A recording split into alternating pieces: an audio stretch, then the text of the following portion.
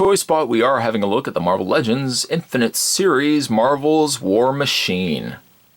This is the very last figure that we're going to be having a look at before we complete our Hulkbuster Iron Man. Not only do you get the head for War Machine, but you also get an interchangeable head for War Machine, which is a nice touch. Side of the package features War Machine both on the one side and, you guessed it, on the other side as well. Because this figure doesn't have as many of the heavy components, it actually ends up being a little bit lighter. It's one of the lighter figures from this wave. Spin around, however, on the back, and the read-up says, with elite military precision, Colonel James Rhodes unleashes a torrent of explosive devastation as War Machine. Other figures that we were having a look at that allowed us to build Hulkbuster here, we had the Marvel Now Iron Man, Marvel's War Machine, Marvel's Blizzard, Marvel Heroes Doctor Strange, Marvel Heroes Vision, we had the Fearless Defenders Valkyrie, and Fearless Defenders Thundra. To check out more, you can go to www.hasbro.com/Avengers, and if you guys haven't had a chance to pick this guy up yet, or the other figures for Hulkbuster, you can swing over to Big Bad Toy Store and order yours today. Spot's going to take a break and get this opened up. When we come back, though, we're going to get a better look at the Marvel Legends Infinite Series, Marvel's War Machine. There's more heading your way, guys. Don't go anywhere. Stay tuned. The final figure to this wave, War Machine, comes with the head, and you can see probably why I left the head for the last, because it's the icing on the cake. We'll take War Machine's component, I should say, and we'll take Hulkbuster Iron Man, and we will take the head. Just want to move the peg down a little bit here. We'll take the head, and I don't want to say the word snap. We're going to peg it into place. It's a little bit of fighting to get it on there. And there you go. Look at that. Yes, look at that. Put War Machine right there. Put his head right there. Let's just for fun, for giggles, let's put War Machine next to Hulkbuster Iron Man, just so you guys can see how much bigger. Look at the size of that. How much bigger Hulkbuster is to War Machine. It's huge. It is huge and heavy. Let me also say it is heavy. Looking forward to getting this guy. He's going to be reviewed next, so stay tuned for that. I know you're waiting with bated breath. Hold on. We'll have a look at him in the next video. So we're going to put him to the side. And let's have a look at War Machine. War Machine, much like the Marvel Now Iron Man, was, I should say, re-released from a previous Marvel Legends line. And the line escapes me at the moment. I want to say it's the Walmart line that had the Mark V. The Mark V? Yeah, the Mark V suitcase armor. And I think it also had the Mark VI. And it might have had War Machine. I may or may not be correct by that, but I know it was a very limited run.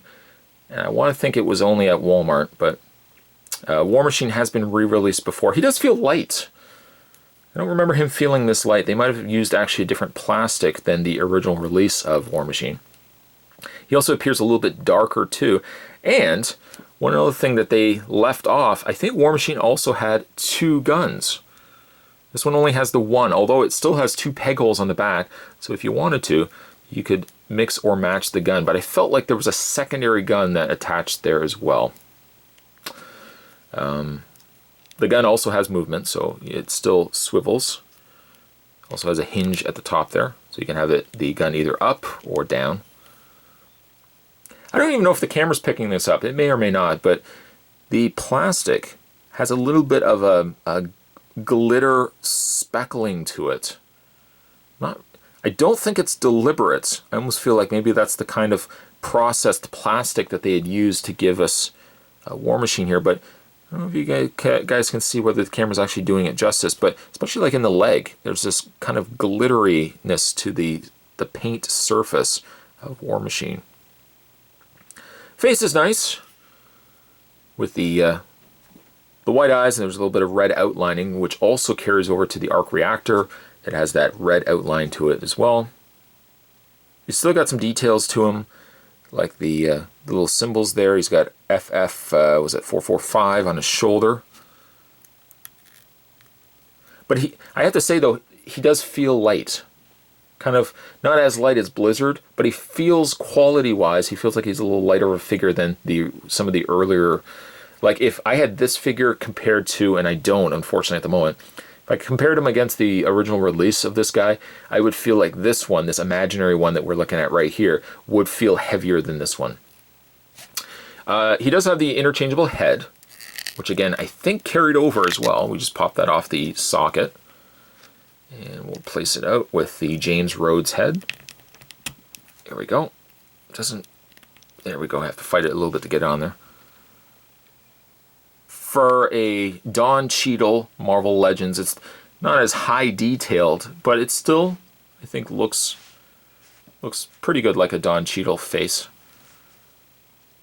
If you had actually, if you had this one in the original one, you could have one with the visor up, and then you could have the other one with the visor down. There's what they look like, the two differences between the head sculpts.